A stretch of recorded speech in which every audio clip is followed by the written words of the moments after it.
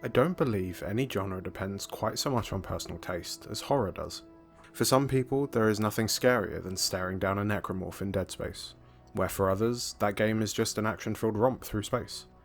Some might be terrified of the xenomorph that hunts you through the Sevastopol in Alien Isolation, whereas others could find that instant death screen more frustrating than fear-inducing. It all depends on the person playing it, and how the game relates to their fears and their worries. Sometimes, a piece of horror media can get right in your head, the way that Soma does. But sometimes, a horror doesn't have to be scary at all. Sometimes it's just ghost stories shared with friends around a campfire. A cozy kind of horror, but the kind that speaks to real fears and insecurities that we share. In 2017, on a whim, I bought 2 games that were on sale on recommendations from a friend. One of these was Night in the Woods, and the other was Oxenfree, and both of them gave me spooky stories told by firelight vibes, and when I heard Oxenfree was getting a sequel, I was really pleased. Oxenfree 2 Lost Signals was released in July 2023, and unfortunately came out in between a few bigger games that I had already bought. It stayed on my wishlist though, and I finally jumped in around Halloween 2023, looking for the same cozy horror feel as its predecessor. I have communed with the dead, tuned radio signals, and travelled through time for 22 hours in my journey to earn Oxenfree 2 Lost Signals Platinum Trophy, and here is my review.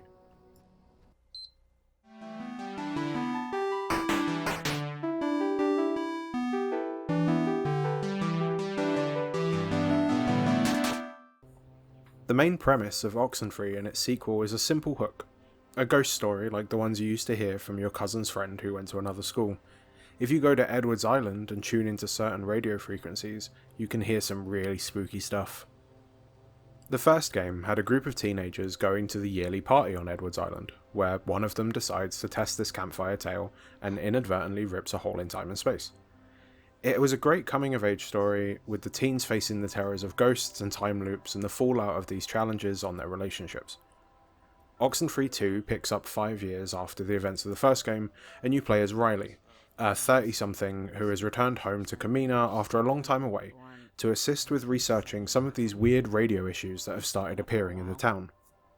Shortly after you arrive, you meet your colleague Jacob, who tells you that the strange radio behaviour used to be limited to the nearby Edwards Island, but has recently reached the coast. As expected, things go wrong as the night progresses, and a night of hauntings begins. The gameplay in Oxenfree 2 is simple, and pretty much unchanged from its predecessor if you've already played that. You spend a lot of the game walking and talking. Conversations happen in real time, and at certain points you are given options to reply, or you can choose to let the timer run down and not say anything at all. Most of these conversations are with Jacob, who is your companion for the majority of the game, but there are other characters that you can talk to. The options you can pick in these conversations have an effect on how the characters perceive Riley, and sometimes how they react to her. And in some cases, these choices will affect the endings that you have open to you. And this is really the bulk of the gameplay, learning about the world and the characters around you and deciding how Riley will interact with these. There are some puzzles involving changing radio waves into diamonds, but these are pretty few and far between. There was one puzzle that I really liked that involved you trying to figure out the correct time to open a rift into, and I liked how the game rewarded you for trying incorrect answers with neat little bits of history. But the fact that this happens really late in the game and only one time I found to be a little bit disappointing. Aside from this, the main gameplay function you have is Riley's radio. For the most part, you will use this to tune into tears in time or open gateways by finding the correct frequency. The more interesting mechanic though is as you scan between different frequencies, at certain points you can hear radio stations or creepy noises depending on where you are. Some of these are simple enough, like the advice line for Kamina High School, which introduces you to the character of Maria, or the sports channel. And though these are entertaining enough, there are others that are much more interesting and spooky, and it is definitely worth checking these out each time you get to a new area. As you can see, the bulk of the game is dialogue focused, and with it being this way, Oxenfree 2 really needed to nail the back and forth chatter, especially with its 2 leads, Riley and Jacob. And I do feel like, while not being quite as well written as the first game, it does a really great job of this. Dialogue feels natural and realistic, and with the opportunity to interrupt what people are saying or ignore what was being said completely, it felt like actual conversations were happening. All of the characters felt like real people who had their own anxieties and fears and wants. And even if I did prefer the relationship and character moments of Alex and her friends from the first game, I still feel like Oxenfree 2 does a stellar job with its characters. What really interested me though, was how my dialogue choices, or lack of them, changed my perception of a character. On my first playthrough, I played Riley as open, honest, and understanding, and I used every possible chance to interact with Jacob, answering questions, supporting him, and eventually becoming his friend. By the end of this playthrough, I saw him as an awkward but generally nice person who was a little bit lonely and just needed my encouragement to try new things, and I liked him. On my second playthrough though, for trophy purposes, I was mean to him. I ignored almost any attempt he made to talk, unless it was to put him down or tell him to be quiet. And I don't know if it was a change in my mindset while I was playing, or if it was intentional on the game's dialogue, but this time around I didn't like Jacob at all. I thought he was whiny, he bemoaned the privileges he did have, and he seemed to make no attempt to change or improve the situation he was in that he clearly hated, and he just would not shut up.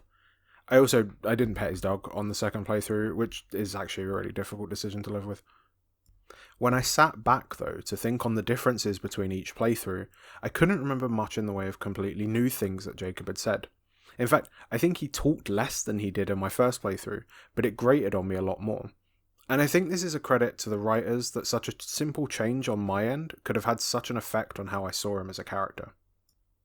There are a few other characters that you meet, and I'm not going to spoil anything major in this review, but there are some missable conversations that you can have with your walkie-talkie. These walkie-talkie conversations are all side characters, but I love talking to them.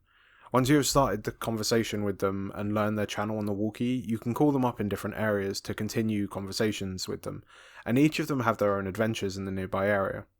My favourite of these was a fisherman named Nick, who is out on a boat just off the coast of Camino. Each of these walkie contacts have small side quests related to them, which is mostly just talking to them at certain points and picking the correct option to finish the questline. I do wish there had been more of them, and that they had lasted a little bit longer though, as by the third act of the game, the radio had gone pretty quiet, and I really missed hearing Nick's descriptions of the sea or hearing about Maria's boy troubles. Another thing that's really important in any horror media is atmosphere, and Oxenfree 2 nails this. It really drives a sense of familiarity and nostalgia tinged with anxiety that a lot of horror films play upon. Its use of music is incredibly good and reminiscent of shows such as Stranger Things, in the way that it uses the ambient synth music to build a sense of dread and adventure at the same time. The watercolour style backgrounds for each area are gorgeous and full of detail. I really enjoyed running through Horseshoe Bay with the moon over the beach, or climbing and running around the Garland Ghost Town area. All of them look so beautiful, and yet so lonely at the same time as you explore them. One of the driving forces behind this atmosphere build-up are the sound effects and small visual touches that really push this sense of unease. The loud static noises that interrupt conversations, the warping of the screen to make it look like the signal is stuttering when you are dealing with ghosts is really, really well done. The voice acting for all of the characters is great, especially the way that the sun can communicate, which returns from the first game and is just as creepy and unnerving. Despite the game never really reaching a moment that is outright scary, at least in my experience of it, it often is unsettling and creepy in the way that sticks with you, even after you've turned the game off. The story that Oxenfree 2 tells is an enjoyable one. The journey the characters go on both physically through Camino and spiritually are engaging and entertaining, and in my opinion thought-provoking. Ghost stories make for great metaphors about being trapped and stuck in place, haunting the person you are supposed to be with regrets or pain from your past, and Oxenfree 2 seems to take this metaphor and run with it. Every character that you meet is stuck somewhere, much like the ghosts of the sunken that haunt them, and watching the characters interact and change throughout the night was my favourite part of the game. Without spoiling any of the story, I love the way that the night unfolds for each character, and the endings are really satisfying to see. At the risk of repeating myself though, I will say that as much as I enjoyed all of the characters and dialogue between them, I don't think it ever reached the same heights that the original Oxenfree did. So, lastly, let's talk about the trophies and achievements, and how you can earn the platinum trophy called Leave is Possible. Just be aware there will be major story spoilers ahead. Oxenfree 2 Lost Signals isn't a long game at all. It took me 22 hours to do 4 playthroughs of the game, and I only had to do that many because I made a mistake on my third playthrough and had to do another one.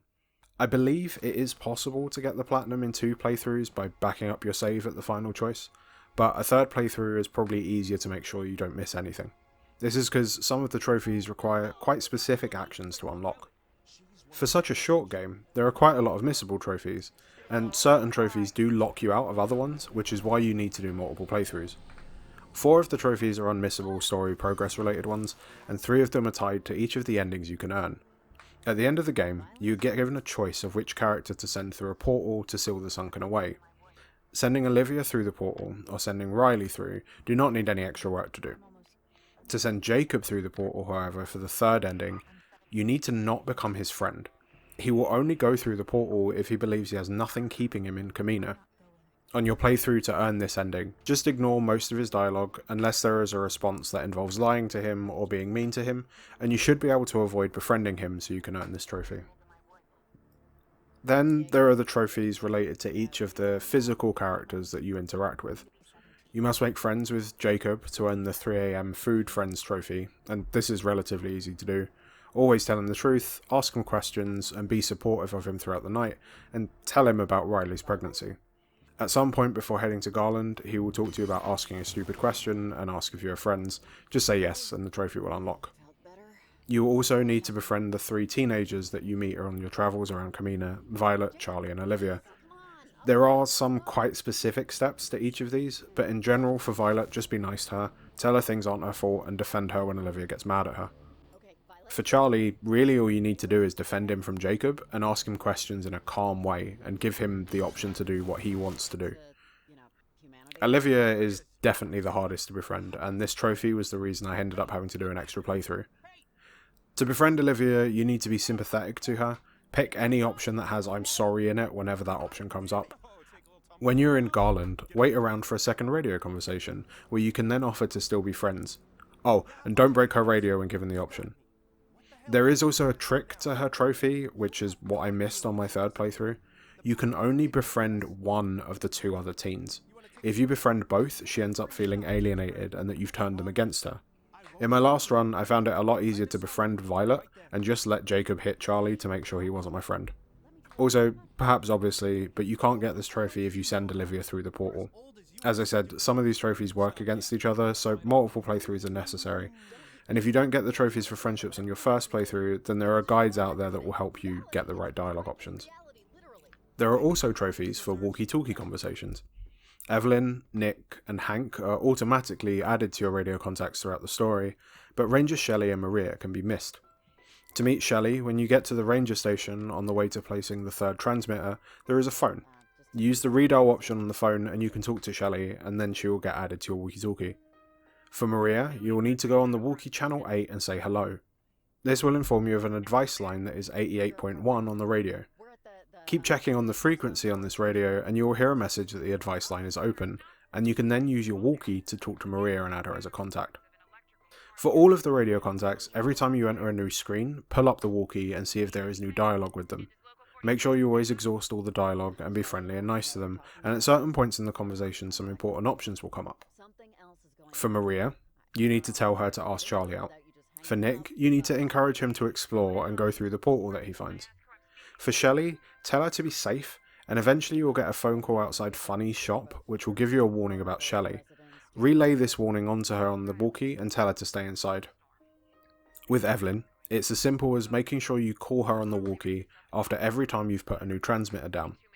And lastly, for Hank, you'll need to use his EMF devices in Garland to go back in time to 1930, talk to the guy at the bench to get a photo of him, and then radio Hank about it. Once this conversation is done, go back to Horseshoe Beach, go into the cave that Riley found behind a boulder, and pick up the random shoe here and deliver it to Hank's safe box in Garland. Lastly, there is a secret conversation you can miss with a young Jacob. When you plant the transmitter in Garland, Jacob will fall through a roof. Instead of immediately chasing him, use your radio to talk to Evelyn and then wait a little bit. You will get a radio call on channel 9 from someone, and speaking to him will get you the trophy. There are also 13 collectible letters that you need to find around Kamina while you're exploring. These will appear as glowing dots on the screen, and some of them will require you to backtrack through areas you've already been to find them. You can go get these anytime that you want, but as long as it's before you leave Kamina in the boat. Initially, only 12 are findable around the map, but once you have found all of these and earned the 4 trophies related to getting the initial 12, one last one will appear near Jacob's cabin.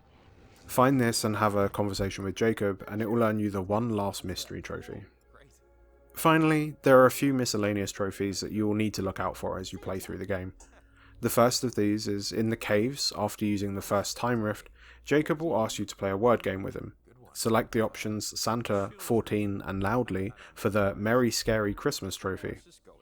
Next, when you get back to the community centre when you're trying to stop Olivia from using her radio, make sure you're quick and stop her from tuning the portal at all. It's fine if Olivia gets the radio and starts to look for the right frequency, but if you don't get to her before she finds the right one and the triangle starts going nuts, you have failed. This trophy is a lot easier to get if you do it on the run where you have befriended both Violet and Charlie, as they will get in her way and give you more time to reach the radio. If you are fast enough, you will earn the On Top of Things trophy. Just after this, you'll be given an option to smash her radio, and you should do this for the Problem Solved and Shattered trophy. As I mentioned before though, these trophies seem to work against befriending Olivia, so make sure you do these on a separate playthrough. Lastly, there is the Make or Break trophies in this game. Just before you get on the boat to leave Camino, you'll find a dog. There is a trophy for petting the dog, and a trophy for not petting the dog. This is likely to be the hardest trophy in the game, as the dog is very cute. If you are a monster, and can manage it though, the platinum will be yours. Ultimately, I really enjoyed my time with Oxenfree 2 Lost Signals. It was a great story with interesting characters and a really nice spooky vibe. I do wish it had done a bit more to improve itself over its predecessor though. More radio interactions, more contacts on the walkie-talkie, and I think more time spent with each of the teenage characters would have been really useful. Despite that though, it is a game that I would definitely recommend if you're a fan of ghost stories or character-driven story games. Thanks for watching this video. I hope you enjoyed it, and please let me know what you think of Oxenfree 2 in the comments. If you'd like a more spoiler-filled review, please head to pressxgaming.com, where I have written versions of all my platinum reviews and some spoiler-filled reviews where I go into a bit more depth on my opinions on story or bosses.